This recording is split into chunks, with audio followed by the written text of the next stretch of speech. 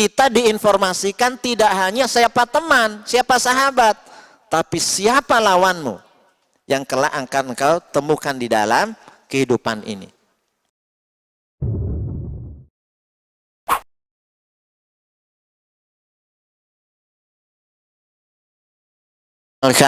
Nikmat itu dengan cara berusaha untuk bisa beramal soleh, dan juga kita pada kesempatan malam hari ini berusaha menambah ilmu dan wawasan kita.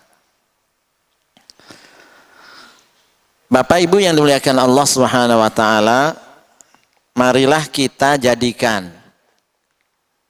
selalu pertemuan kita seperti ini untuk bisa mendapatkan minimal 3 hal. Pertama adalah untuk menjalin keakraban, ukhuwah Islamiyah di antara kita umat Islam ini. Jadi makin banyak kita hadir di sebuah pengajian, makin akrab kita sesama kita sendiri. Ya. Makin tinggi ilmu yang kita peroleh dari siapapun, maka makin kita berusaha untuk bisa menjalin tali silaturahim dan persaudaraan. Jangan sampai kita bertambah ilmu, bertambah juga musuhnya. Ya, jadi sekali lagi jadikanlah pertemuan kita selalu dalam seperti ini adalah usaha kita untuk mengakrabkan jalinan silaturahim atau ukhuwah Islamiyah di antara kita. Kemudian yang kedua adalah tentunya kita harapkan ini menjadi wasilah kita dalam rangka thalabul ilmi. Jadi kehadiran kita adalah berusaha menambah ilmu dan wawasan, istifadah. Bagaimana kehadiran kita selalu dalam forum atau majelis seperti ini, usaha kita untuk bisa mendapatkan manfaat. Kira-kira apa manfaat yang bisa saya peroleh dan dapatkan dari pertemuan seperti ini? Yang ketiga adalah niatkan ini semuanya adalah dalam rangka ibadah dan amal soleh kita yang akan memperberat timbangan. Karena tugas kita adalah memperberat bobot timbangan kita pada hari kiamat nanti. Bagaimana makin berat makin berat. Ya. Karena kalau ringan bahaya sanksinya. Ya. Fa amma man khaffat mawazinuhu fa ummuhu hawiyah wa ma adraka ma hiya narun hamiyah. Adapun orang-orang yang ringan timbangan amalnya nanti akan dapat ummi, tapi ummuhu hawiyah, umminya adalah hawiyah. Ya.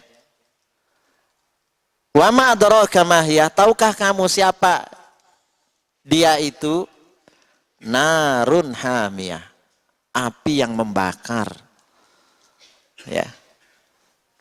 Nah, itu adalah karena timbangan amalnya ringan.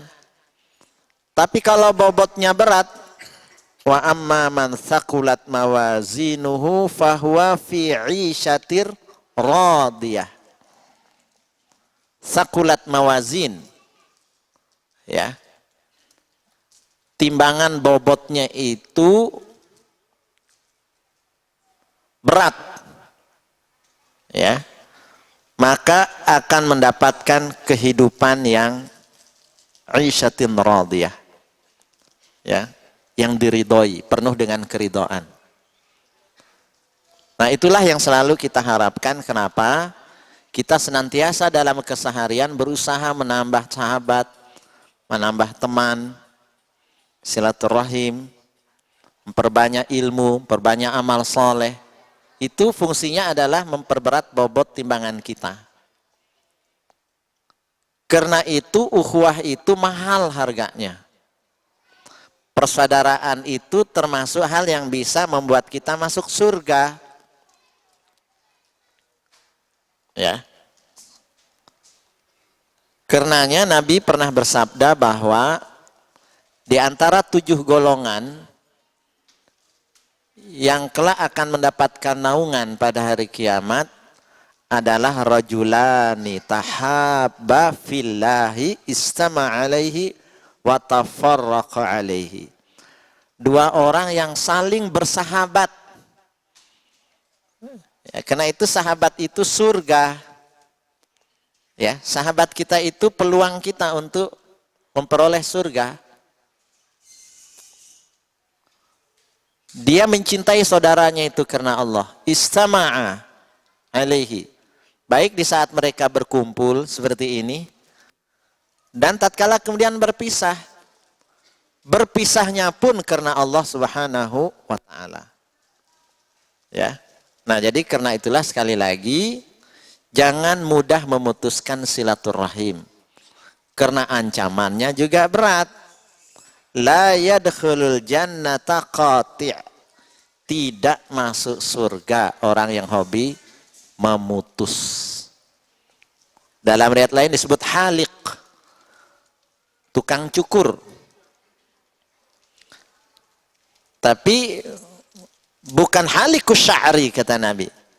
Bukan tukang cukur rambut, tapi halikud din. Orang yang mencukur agama.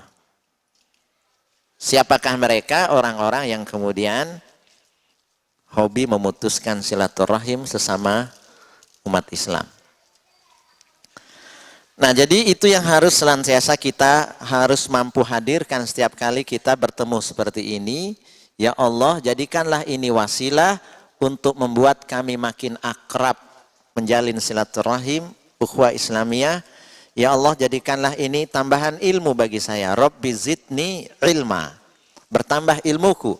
Lalu kemudian ini adalah sarana kita dalam rangka beribadah, beramal soleh, dalam rangka memperberat timbangan amal kita. Bapak Ibu yang dimuliakan Allah Subhanahu wa taala. Ibnul Qayyim di dalam kitabnya Zadul Ma'ad pernah menjelaskan tentang masalah jihad. Ya. Pada intinya begini, jangan kita beranggapan bahwa hidup kita di dunia ini mulus-mulus saja tanpa ada gangguan. Ya. Jangan kita bermimpi bahwa hidup ini lalu kemudian kita jalani tanpa adanya rintangan, hambatan, gangguan, cobaan, ibtila. Itu yang harus kita pahami. Apalagi kita ini sebagai orang yang beriman. Ya. Allah berfirman dalam surah Al-Ankabut, ahasiban nasu ayyutraku ayyaqulu amanna wahum la yuftanun. Walaqad fatanna alladhina min qablihim falya'lamanna Allahu alladhina shadaqu waliya'lamanna al-kadzibin. Jangan manusia mengira bahwa dia akan dibiarkan mengatakan amanah, kami beriman. Kami beriman. Wahum la yuftanun. Dan mereka belum ada ujian. Ya. Walaqad fatanna alladhina min qablihim. Sungguh orang-orang terdahulu itu ada ujian mereka. Apa fungsinya? Untuk naik kelas. Ya, bukankah anak-anak kita kalau mau ujian nasional, ya sebentar lagi itu untuk SD ya. Senin depan tuh ujian nasional untuk SD. Agar dia nanti naik peringkatnya ke SMP kan begitu. Nanti di SMP dia ujian lagi untuk naik kelas ke SMA. Ujian itu fungsinya adalah waliya'lamanallahu alladhina shadaqu, agar Allah betul-betul tahu siapa yang jujur, siddiq dengan pernyataan keimanannya itu, waliya'lamannal kadzibin, dan juga agar Allah betul-betul tahu siapa yang sesungguhnya berbohong dengan pernyataan imannya. Ya.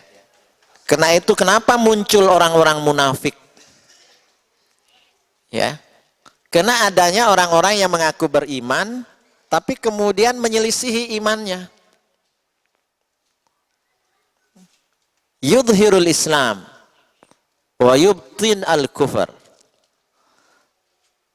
menampakkan hal-hal yang bersifat islami tapi menyimpan kekufuran di dalam hatinya. Dan itu penyakit hati yang Quran membahasakan fi qulubihim marad fazadahumullahu marada. Ya, dalam hati mereka ada penyakit, maka ditambah lagi penyakitnya. Lihat umat Islam senang, bahagia, gembira, nggak suka dia. Ya, nggak suka. Komennya macam-macam. Misalkan, melihat umat Islam akur, ingin berukhuwah Islamiyah, ada yang nggak senang, ada yang nggak suka. Ya, akan tapi melihat musuh Islam menang, gembira dia ikut. Ikut gembira, dia ikut senang. Nah, ini salah satu cirinya. Nah, oleh karena itulah kenapa kemudian disyariatkan kita untuk berjihad. Ya. Karena faktor tadi itu. Bahwa kebenaran itu diperjuangkan. Karena kebenaran itu ternyata ada yang memusuhi dan kita nggak boleh tinggal diam. Ya. Dan itu sejak awal disampaikan oleh Allah di dalam surah Al-Fatihah. Surah yang paling sering kita baca minimal. Minimal berapa kali itu? 17 kali. Maksimal berapa? Nggak kehitung. Bisa 50 kali, Pak. Ya. Dari mana itu 50 kali kita baca Al-Fatihah? Yang wajibnya saja sudah 17. Ya kan? Lewat surah yang kita senantiasa baca dalam sholat. Wajib. Ya. Tambah sholat sunnah, rawatib 12. 12 tambah 17 sudah 29 itu kita baca Al-Fatihah. Tambah sholat tahajud maksimal plus witir. Berapa jadinya? 11. 29 tambah 11. 40 kita baca Al-Fatihah. Gitu ya. Tambah sholat duha. Ya, tambah 2 misalkan. 2 saja. Rok'atai duha. Yang amalannya Abu Hurairah itu rok'atai duha. 2 rakaat misalkan. Tambah 42. Bapak-bapaknya datang di awal waktu setiap kali ada panggilan azan. Karena di awal waktu, maka sholat menghormati masjid. Tahiyatan lil masjid. Menghormati masjid. Berarti berapa itu? 10 kan? Idza dakhala ahadukumul masjid fala yajlis hatta yusalliyanna rak'ataini. Bila salah seorang di antara kalian masuk masjid, jangan langsung duduk. Ya, hendaklah dia sholat 2 rakaat. Nah, kita menyebutnya penghormatan terhadap masjid, tahiyah. Ya. Belum lagi kalau dia punya keinginan untuk menambah sholat lain. Tambah 10, 40, tambah 2 tadi 52 itu kan. Jadi luar biasa nih Al-Fatihah itu ternyata kita baca terus. Nah, karena itu perhatikan surah ini dengan sebaik-baiknya. Ya. Surat ini di awal pengajuan proposal kita kepada Allah Subhanahu wa taala lewat cara memujinya, pengantar, muqaddimah. Ya. Karena itu dia terbagi 2. Kandungan Al-Fatihah itu. Bismillahirrahmanirrahim. Segala puji bagi Allah yang Maha Pengasih lagi Maha Penyayang. Itu terjemahan kita. Alhamdulillahi Rabbil Alamin. Segala puji itu milik Allah. Kenapa? Rabbul Alamin. Karena Allah lah menciptakan jagat raya ini. Malik Yaumiddin. Allah lah yang memiliki hari pembalasan. Pembalasan. Ingat, Allah yang memiliki hari pembalasan ini. Artinya tidak semua memang balasan itu kita peroleh di dunia. Tidak semua. Ya. Tidak semua keadilan itu diperoleh di dunia ini. Ya. Ya, pahami itu semuanya. Tidak semua orang baik di dunia ini dihargai. Tidak semua orang jahat lalu kemudian ya nasibnya itu dipenjara misalkan. Karena bisa saja orang jahat tapi disanjung-sanjung. Karena itu nanti balasannya di akhirat saja yang seperti itu. Kalau kita tidak bisa menemukan keadilan. Alaihissallahu biahkamil hakimin. Bukankah hanya Allah saja hakim yang seadil-adilnya? Nah, karena itu Malik Yaumiddin, Allah yang memiliki hari pembalasan itu nanti semua orang akan diberi sesuai dengan amalnya masing-masing. Malik Yaumiddin, Iyyaka na'budu. Kepada Engkau saja ya Allah kami beribadah. Komitmen kita. Wa iyyaka nasta'in. Kepada Engkau saja ya Allah kami minta tolong. Tidak semua kita minta tolong di dunia ini lalu kita peroleh dan dapatkan. Ya.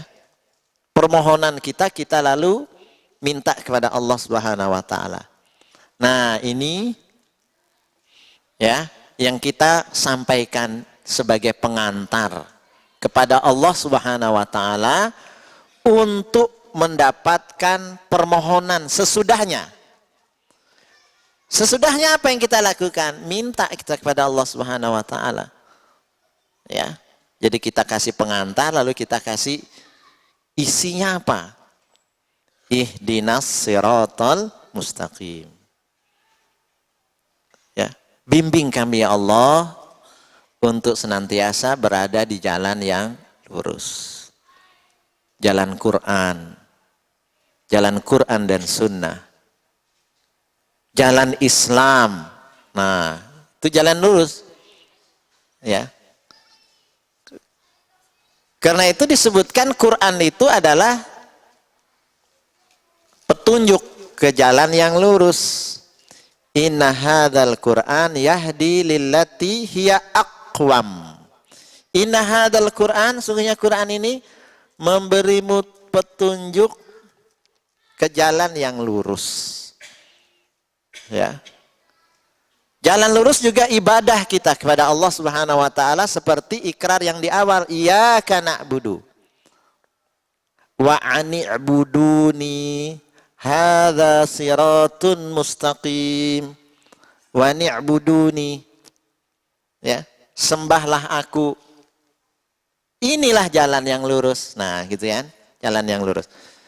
Kenapa? Karena hidup ini rawan, kita ini bisa tergelincir ke jalan yang tidak lurus. Ya, kehidupan kita ini rawan terhadap adanya godaan iman yang membuat kita akhirnya tidak berada di jalan yang lurus. Karena itu kita bermohon kepada Allah agar dikasih keistiqomahan untuk tetap berada di jalan yang lurus itu. Tapi dijelaskan juga jalan yang lurusnya itu seperti apa. Siratal ladzina an'amta alaihim, yaitu jalan orang-orang yang telah Engkau berikan nikmat kepada mereka. Siapakah mereka? Wa may yuti'illaha war rasula faulaika ma'al ladzina an'ama Allahu alaihim minan nabiyyina was-siddiqina wasyuhada was-solihina wa hasuna ulaika rafiqa. Yang diberikan nikmat itu 4 disebutkan dalam ayat ini. Jalannya para nabi, jalannya para syuhada, jalannya siddiqin, syuhada dan solihin, orang-orang soleh. Itulah sahabatmu. Hasuna ulaika rafiqa. Ya, teman-teman yang baik itu seperti itu.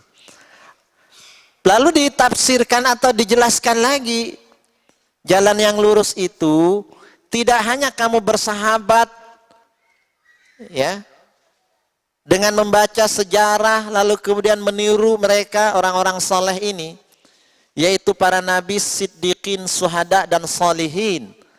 Tapi tolong perhatikan bahwa di samping ada jalan orang-orang baik ini, ada jalan orang jahat. Ghairil maghdubi alaihim. Jalan orang-orang yang dimurkai oleh Allah. Walad dolin. Dan jangan ikuti jalan orang-orang yang sesat. Yang tatkala Nabi ditanya, siapakah mereka itu? Al-Yahud wan Nasara. Ya. Disebutkan. Seperti itu. Walaupun ada tafsiran lain yang menyebutkan bahwa maghdub di sini artinya kufar, orang-orang kafir. Dolin adalah orang-orang munafik. Tapi baik Yahud, Nasara, kafir, munafik sama saja sebetulnya. Mereka bukan orang soleh, mereka bukan syuhada, mereka bukan nabiyin, mereka bukan siddiqin. Ya, di antara argumen kenapa diterjemahkan atau ditafsirkan bahwa maghdub itu adalah orang-orang kafir dan dolin itu adalah orang munafik, penjelasan Quran. Setelah Al-Baqarah, setelah Al-Fatihah apa? Al-Baqarah kan gitu. Ya. Al-Baqarah ayat 1 sampai 5 menjelaskan tentang profil orang-orang yang beriman, alladzina yu'minuna bil ghaib dan seterusnya. Wah, ini an'amta, orang-orang yang diberikan nikmat. Surah Al-Baqarah ayat 67, innalladzina kafaru sawa'un 'alaihim a'andzartahum am lam tundzirhum la yu'minun. Enggak beriman. Innalladzina kafaru, nah orang kafir mereka. Beriman orang kafir. Lalu kemudian ayat 8 sampai kurang lebih 20, wa minan nas, bercerita tentang orang-orang munafik. Nah, karena itu kemudian dipahami bahwa ya, surah Al-Baqarah menjelaskan sejak awal kepada kita siapa sahabat, siapa teman dan siapa lawan. 50 kali dikasih tahu kita. Kalau kita lengkap tadi dengan yang sunnah-sunnah itu. Kalaupun yang minimalis berarti 17 kali. Kan begitu. Kita diinformasikan tidak hanya siapa teman, siapa sahabat, tapi siapa lawanmu yang kelak akan engkau temukan di dalam kehidupan ini. Kita berharap ya, bahwa mampu menghindar tidak bertemu dengan musuh itu bagus. Kata Nabi apa? La tatamannau liqa'al adu was'alullaha al-afiyah. Fa idza laqitum fasbutu fa'lamu anal jannah tahta dhilalis suyuf. Hadis sahih. Jangan kita ini berharap ketemu musuh, was'alullaha al-afiyah. Kita minta sehat walafiat, hidup tentram, damai, nggak ada musuh. Itu keinginan kita. Was'alullahal afiyah. Tapi terkadang kita nggak nyari musuh. Musuh yang nyari kita. Itu masalahnya. Kan begitu. Karena itu kata Nabi, fa'idha laqitum. Kalau kamu bertemu dengan musuh itu, fasbutu. Sabat, tegar. Hadapi, tegar. Kenapa? Wa'lamu anal jannah tahta dhilalis suyuf. Ketahuilah surga itu diperoleh juga dengan pedang.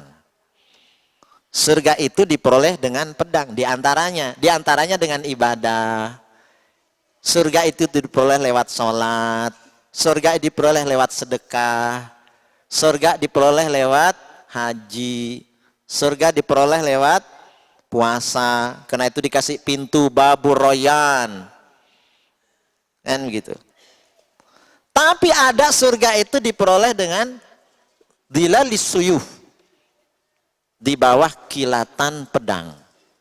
Karena itu, kenapa kemudian jihad itu menjadi salah satu bagian dari ajaran Islam? Karena kita tidak mencari musuh, tapi musuh yang mencari kita.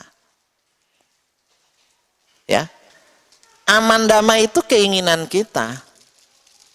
ketentraman, itu keinginan kita. Nah, oleh karena itulah kenapa kemudian Quran mengatakan kepada nabinya, wahai nabi, ya ayuhan nabi, jahidil kufar wal munafiqin waghlud alaihim.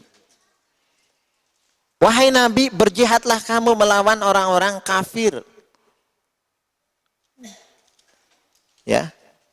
Dan orang-orang munafik itu, dan keras terhadap mereka. Waghlud alaihim. Ya. Nah, disebutkan seperti itu. Nah, kembali kepada penjelasan Ibnul Qayyim, ya.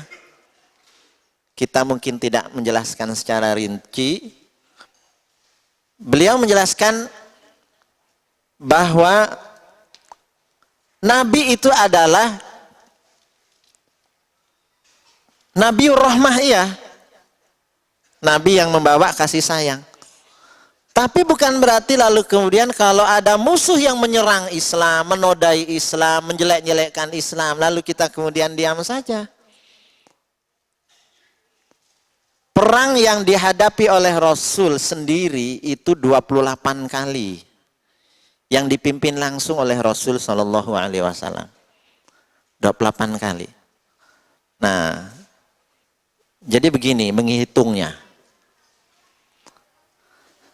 Dakwah Islam atau usia Islam yang dibawa oleh Nabi itu adalah 23 tahun. Karena usia Nabi diangkat menjadi Rasul 40, ya kan? Sebelum itu tidak Rasul.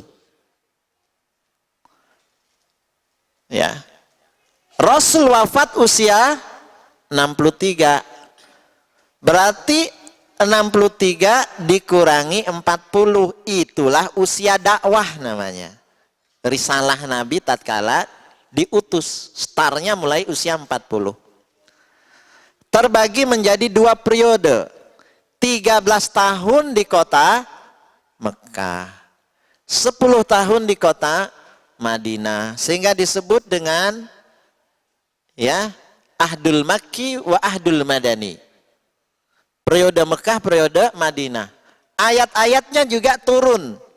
Ada ayatun Makkiyah, surah Makkiyah, dan ada ayat Madaniyah. Karena itu Bapak Ibu lihat di Quran selalu ada Makkiyah, Madaniyah, gitu kan? Mekah dan Madinah. Ya. Ada yang menyebutkan bukan persoalan tempat turunnya, tapi ada ayat yang turun sebelum hijrah dan setelah hijrah. Jadi ada yang pembagiannya seperti itu.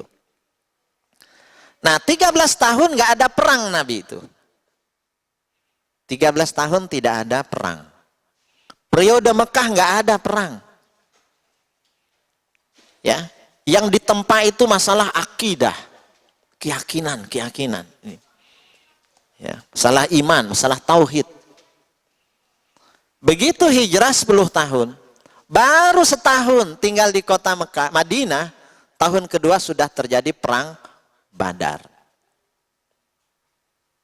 Ya, artinya musuh itu tidak akan pernah mendiamkan kita tatkala berhasil dan sukses.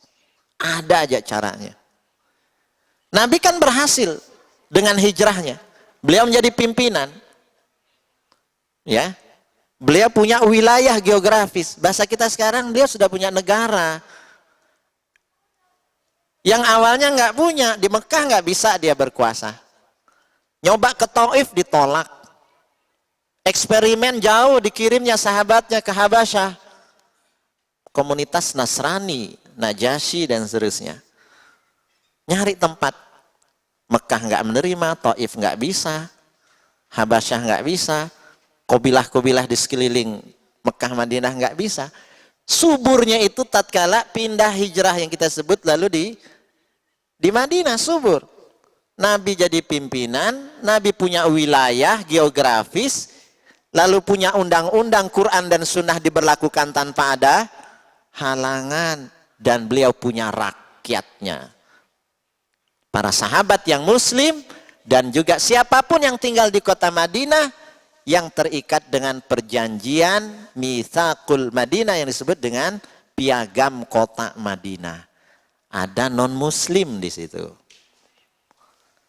Tapi lalu kemudian sudah jadi pimpinan, sudah menang, gitu ya.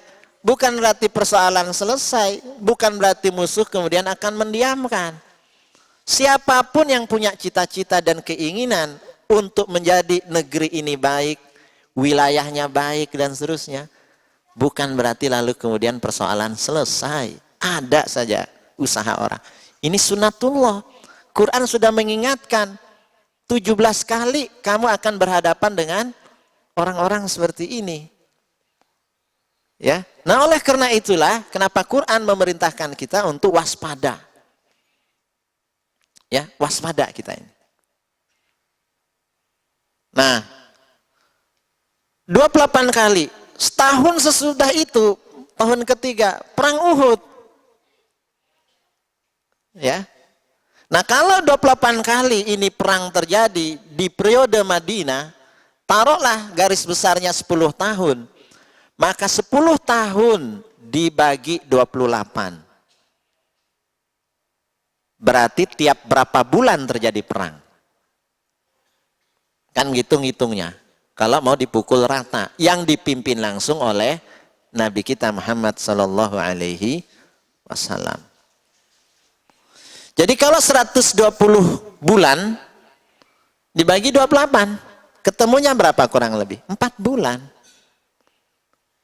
Sanggup nggak kita? Ya. Seandainya Nabi hidup, kita ini jamaah ini diajak jalan kaki pergi ke Samarinda setiap kali 4 bulan. Nggak usah perang, diajak jalan saja. Setiap kali 4 bulan. Karena perang itu terkadang Nabi nggak ngasih tahu duluan. Nggak ngasih pengantar, nggak ngasih muqaddimah. Perang yang terbuka yang Nabi betul-betul menginformasikan detil dari awal siapa musuh, bagaimana strateginya, bagaimana caranya, itu hanya perang Tabuk. Karena yang dihadapi orang Romawi. Biasanya perang kan lawannya sesama orang Arab, musyrikin kan gitu ya. Sekarang yang dihadapi Nasrani pada saat itu dan bangsa Romawi. Karena itu kemudian dibicarakan banyak di dalam Al-Quran juga. Nah, oleh karenanya kenapa kemudian Ibnul Qayyim kembali kepada pengantar tadi menjelaskan bahwa jihad itu ada 13 tingkat. Ya. Pertama jihadun nafsi. Jihad kita untuk diri kita nih. Kita juga perlu berjihad untuk diri kita sendiri. Karena kita tidak akan mampu berhadapan dengan musuh di luar tatkala kita tidak mampu melawan diri kita sendiri. Kita tidak perlu memberdayakan diri kita. Karena itu jihadun nafs. Jihadun nafs ini ada 4 kriterianya untuk diri kita. Yang pertama adalah thalabul ilmi. Ya, itu jihad kita untuk diri kita belajar. Umat Islam ini harus punya ilmu. Iqra itu perintahnya. Iqra, baca. Gimana kualitas membaca kita? Harus dipertanyakan juga. Sekarang dengan era teknologi, semua serba instan, buku-buku akhirnya nggak aja orang baca itu. Semuanya ingin lewat apa ini? Ya. Lewat Android katanya. Dunianya sudah berbeda. Tapi nggak apa-apa. Tapi buku juga tetap penting. Nah, jadi jihad kita terhadap diri kita yang pertama adalah bil ilmi. Kemudian yang kedua adalah bil amal. Ya. Kita beramal berdasarkan ilmu. Sehingga amalan kita itu makbul.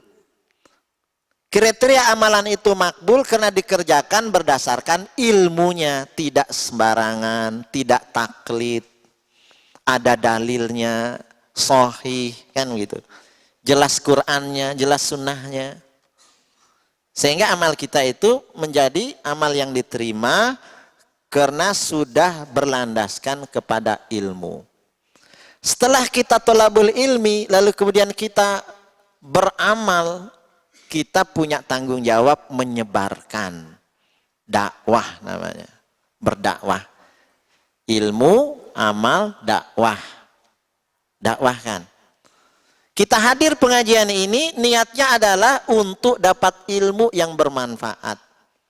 Untuk diri sendiri dan disampaikan kepada orang lain. Didakwahkan. Lalu yang keempat, sabar. Nah, itu jihad kita adalah bersabar. Terutama bersabar dalam rangka menuntut ilmu. Majelis taklim seperti ini 1 jam, bisa kurang, bisa lebih. Kalau nggak sabar, punggungnya panas, gitu ya.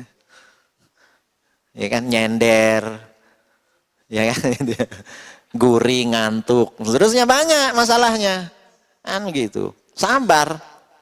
Gimana bisa dapat ilmu tanpa sabar? Orang dulu rihlah dia, rihlah li talabil ilm disebutkan.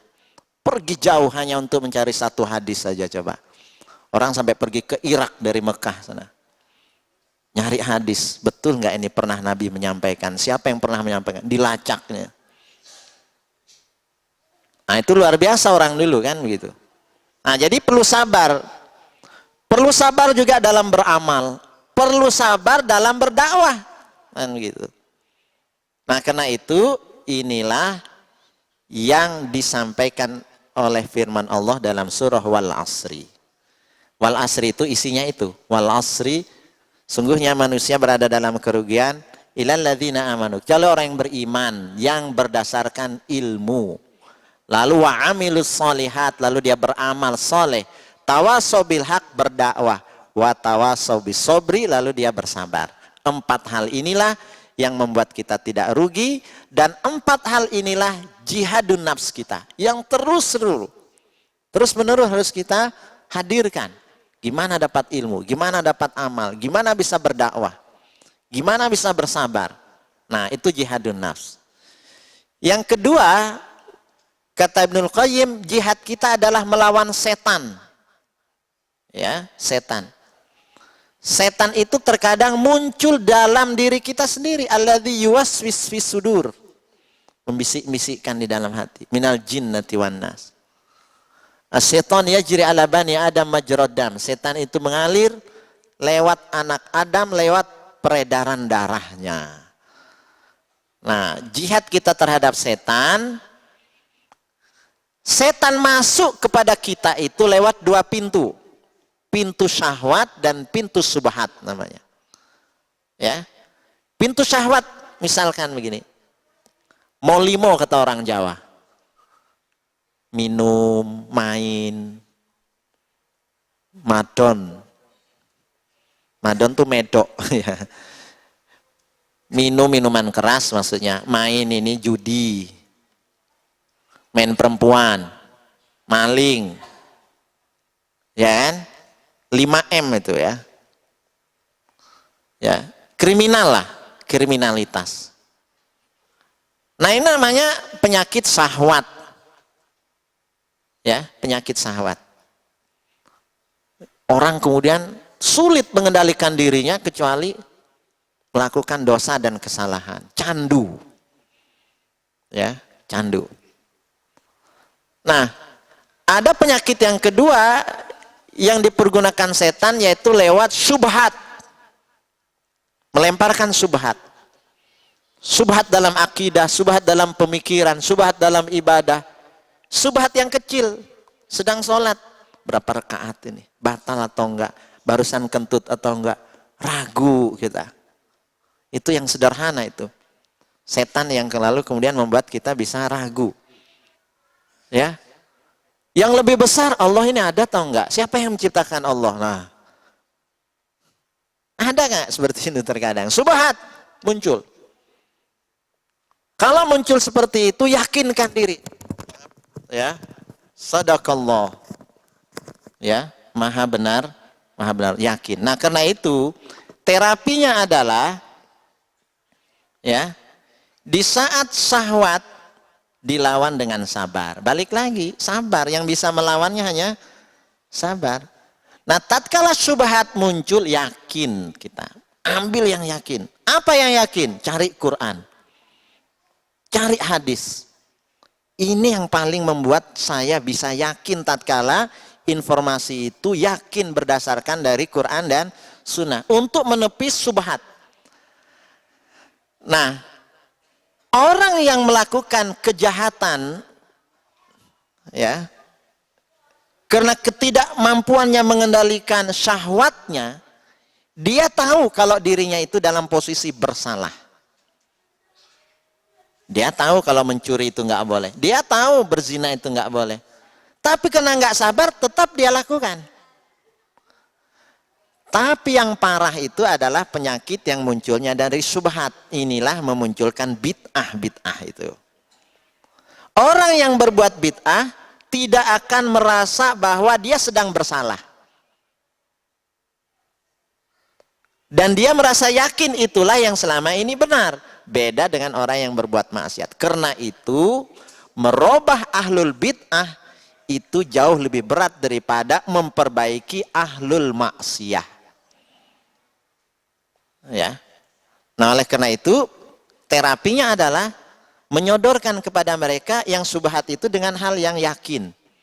Bagaimana Quran, bagaimana hadis. Ya, gimana penjelasan para ulama-ulama yang bisa dipercaya terhadap suatu masalah. Nah, itu yang harus kita lakukan.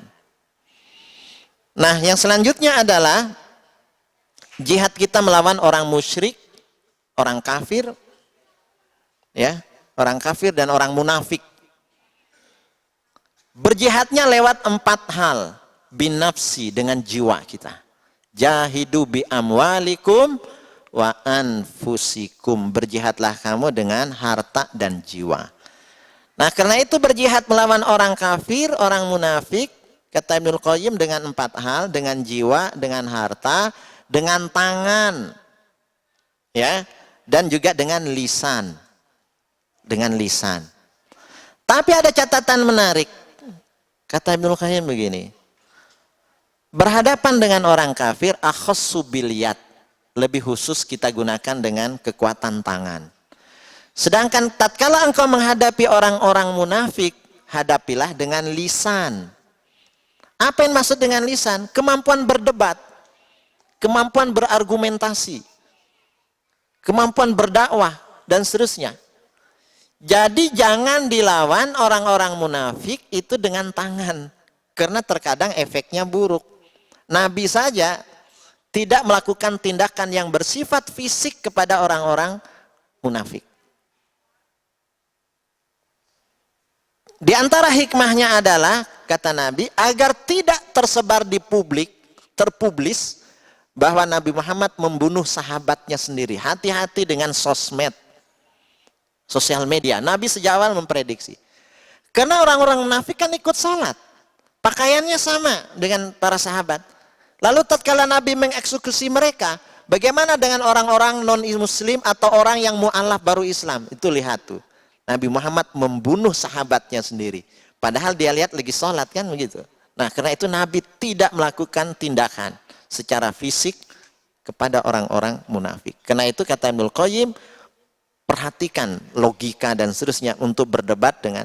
Sekarang kan banyak itu orang-orang yang kemudian sepertinya Islam tapi memusuhi Islam lalu berdebat dia dengan kita. Nah, itu memang harus dilawan dengan argumentasi. Dan yang terakhir, jihad dengan ahlul maksiat, berjihad dengan preman, ahlul bid'ah, orang-orang yang berbuat zalim, itu bagaimana menghadapinya?